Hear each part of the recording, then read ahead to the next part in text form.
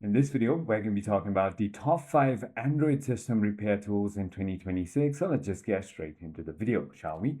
So there are a couple of applications that I have used in the past and that has helped me a lot. So first, let's start with the DroidKit. So this is the application right over here, which is going to be a Android data recovery tool. It is a comprehensive tool for solving system issues like black screens, frozen devices, and boot loops, particularly on Samsung devices.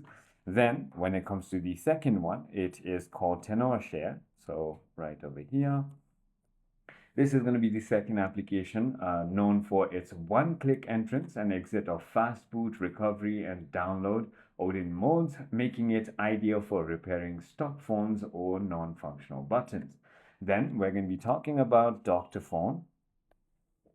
This is another application that I've used a lot, and it is a popular tool designed to fix various Android OS issues, crashes, and errors aimed at restoring the phone to normal operations. Then when it comes to the fourth one, we're going to be talking about My Phone, just like this. And you could also use this application, which is specialized in fixing system issues without data loss in many cases, covering problems like black, white screens, and startup failures.